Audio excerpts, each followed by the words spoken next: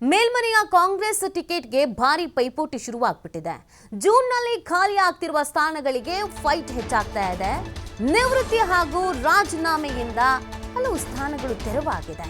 So ಹೀಗಿರಬೇಕಾದ್ರೆ ನಮಗೆ ಆ ಸ್ಥಾನಗಳು ಬೇಕು ಅನ್ನುವಂಥ ನಿಟ್ಟಿನಲ್ಲಿ ಒಂದು ದೊಡ್ಡ ರೇಸೇ ಇದೆ.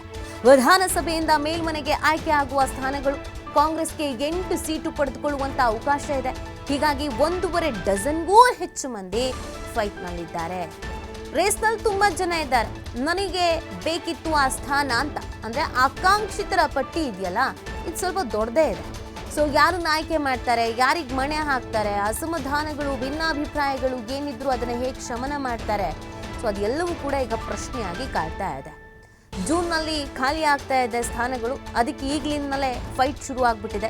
ನಿವೃತ್ತಿ ಹಾಗೂ ರಾಜೀನಾಮೆಯಿಂದ ಸ್ಥಾನಗಳು ಹೆಚ್ಚಿರುವಂಥದ್ದು. ಹಾಗಿದ್ರೆ ಯಾರ್ಯಾರು ಪೈಪೋಟಿಯಲ್ಲಿ ಇದ್ದಾರೆ ಅನ್ನೋದನ್ನು ನೋಡೋದಾದ್ರೆ, ಯತೀಂದ್ರ ಸಿದ್ದರಾಮಯ್ಯನವರು, BL ಶಂಕರ್ ಅವರು, VR ಸುದರ್ಶನ್, ಸಂಗಣ್ಣ ಕರಡಿ, BV ಶ್ರೀನಿವಾಸ್, ರಾಮಚಂದ್ರಪ್ಪ, ಮಾಜಿ mayor Ivan D'Souza, MC Venugopal, CS Dwarakanath, Nataraj Gowda, Anil Kumar, Bosaraj, Prakash Rathod, K Govindaraju, Huchappa, ಮಾಜಿ ಮೇಯರ್, ಇಷ್ಟು ಜನ ಲಿಸ್ಟ್ನಲ್ಲಿದ್ದಾರೆ, ಪೈಪೋಟಿಯಲ್ಲಿದ್ದಾರೆ.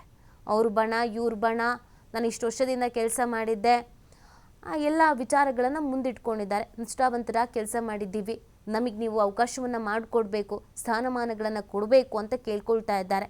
ಬಟ್ ಇಲ್ಲಿ ಯಾರಿಗೆ ಅವಕಾಶ ಸಿಗುತ್ತೆ, ಯಾರು ಅವಕಾಶ ವಂಚಿತರಾಗ್ತಾರೆ, ಎಲ್ಲವನ್ನೂ ಹೇಗೆ ಬ್ಯಾಲೆನ್ಸ್ ಮಾಡ್ತಾರೆ, ಇದು ಸಾಕಷ್ಟು ಕುತೂಹಲಕ್ಕೆ ಕಾರಣವಾಗ್ತಾ ಇದೆ.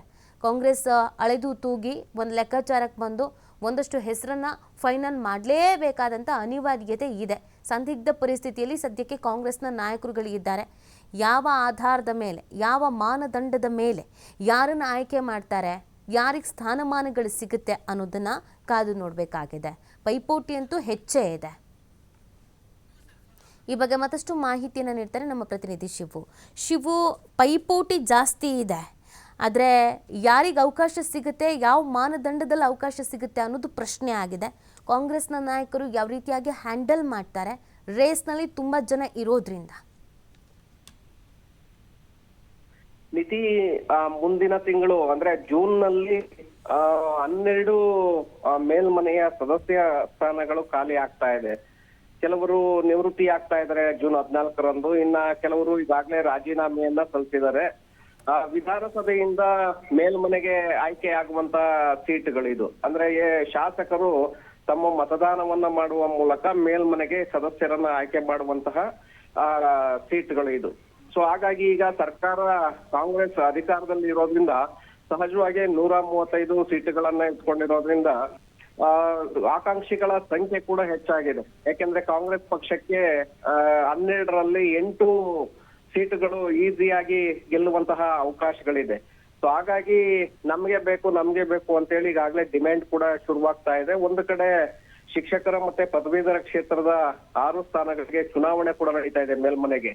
ಇದರ ನಡುವೆ ಈ ಖಾಲಿ ಆಗ್ತಾ ಇರುವಂತಹ ನಿವೃತ್ತಿ ರಾಜೀನಾಮೆಯಿಂದ ತೆರವಾಗ್ತಾ ಇರುವಂತಹ ಈ ಸ್ಥಾನಗಳಿಗೂ ಕೂಡ ಈಗಾಗಲೇ ಕಾಂಗ್ರೆಸ್ನಲ್ಲಿ ದೊಡ್ಡ ಮಟ್ಟದ ಪೈಪೋಟಿ ಶುರುವಾಗಿದೆ. 1.5 ಡಜನ್ಗೂ ಹೆಚ್ಚಿನ ಆಕಾಂಕ್ಷಿಗಳು ಈಗಾಗಲೇ ನಾಯಕರ ಹಿಂದೆ ಬಿದ್ದಿದ್ದಾರೆ. ನಮ್ಗೆ ಈ ಬಾರಿ ಟಿಕೆಟ್ ಅನ್ನ ಕೊಡ್ಬೇಕು, ನಾವು ಸುದೀರ್ಘವಾಗಿ ಸುಮಾರು 30 ವರ್ಷಗಳಿಂದ ಕೆಲಸ ಮಾಡ್ತಾ ಇದ್ದೀವಿ, ನಾವು 20 ವರ್ಷಗಳಿಂದ ಪಕ್ಷದ ಕೆಲಸ ಮಾಡ್ತಾ ಇದ್ದೀವಿ, ಹಿಂದೆ ಕೂಡ ನಾವು ಮೇಲ್ಮನೆಯಲ್ಲಿ ಸಭಾಪತಿಯಾಗಿದ್ವಿ, ಉಪಸಭಾಪತಿಗಳಾಗಿದ್ವಿ, ಮತ್ತೊಮ್ಮೆ ನಮ್ಗೆ ಅವಕಾಶವನ್ನ ಮಾಡ್ಕೊಡ್ಬೇಕು ಅನ್ನುವಂತ ಬೇಡಿಕೆಯನ್ನ ಈಗಾಗಲೇ ಇಡ್ತಾ ಇದ್ದಾರೆ.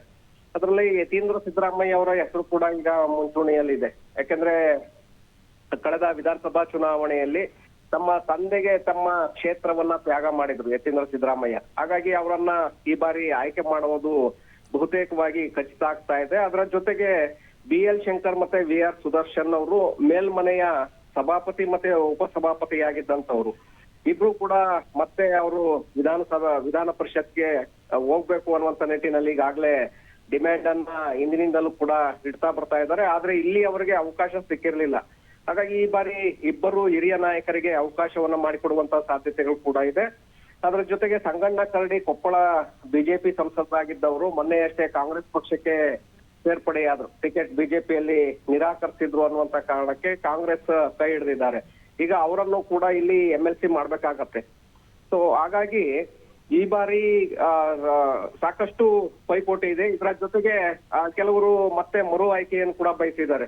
ಐವಾನ್ ಡಿಸೋಜಾ ಅವರು ಕೂಡ ಹಿಂದೆ MLC ಆಗಿದ್ದವರು, MC ವೇಣುಗೋಪಾಲ್ ಕೂಡ MLC ಆಗಿದ್ದವರು, ಬೋಸ್ರಾಜ್, ಪ್ರಕಾಶ್ ರಾಥೋಡ್, ಕೆ ಗೋವಿಂದರಾಜ್ ಈಗ ಪ್ರೆಸೆಂಟ್ MLC ಆಗಿದ್ದಾರೆ. ಈಗ ನಿವೃತ್ತಿ ಆಗ್ತಾ ಇದ್ದಾರೆ. ಮತ್ತೊಮ್ಮೆ ಅವರು ನಮ್ಗೆ ಅವಕಾಶವನ್ನ ಮಾಡ್ಕೊಡ್ಬೇಕು ಅಂತ ಹೇಳಿ ಅವರು ಕೂಡ ಡಿಮ್ಯಾಂಡ್ ಅನ್ನ ಇಟ್ಟಿದ್ದಾರೆ. ಅದರ ಜೊತೆಗೆ ಮಾಜಿ ಮೇಯರ್ಗಳಾಗಿರುವಂತ ರಾಮಚಂದ್ರಪ್ಪ ಹಾಗೆ ಹುಚ್ಚಪ್ಪ ಅವರು ಕೂಡ ಹಲವು ವರ್ಷಗಳಿಂದ ನಾವು ಪಕ್ಷದಲ್ಲಿದ್ದೇವೆ, ನಿಷ್ಠಾವಂತರಾಗಿದ್ದೇವೆ, ಕಾರ್ಯಕರ್ತರಾಗಿ ಕೆಲಸ ಮಾಡ್ತಾ ಇದ್ದೇವೆ, ನಮ್ಗೆ ಇಲ್ಲಿ ಅವರಿಗೆ ಯಾವುದೇ ಅವಕಾಶಗಳನ್ನ ಮಾಡ್ಕೊಟ್ಟಿಲ್ಲ, ಹಾಗಾಗಿ ಈ ಬಾರಿ ನಮ್ಗೆ ಅವಕಾಶವನ್ನ ಮಾಡ್ಕೊಡಿ ಅಂತೇಳಿ ಅವರು ಕೂಡ ಡಿಮ್ಯಾಂಡ್ ಅನ್ನ ಇಟ್ಟಿದ್ದಾರೆ ನೀತಿ. ಇದರ ಜೊತೆಗೆ ಹೊಸ ಹೆಸರುಗಳು ಸಾಕಷ್ಟು ಕೇಳಿ ಬರ್ತಾ ಇದೆ. ನಟರಾಜ್ ಗೌಡ ಅವರು ಕೂಡ ಟಿಕೆಟ್ ಕೊಡ್ಬೇಕು ಅನ್ನುವಂತ ಬೇಡಿಕೆಯನ್ನ ಇಟ್ಟಿದ್ದಾರೆ.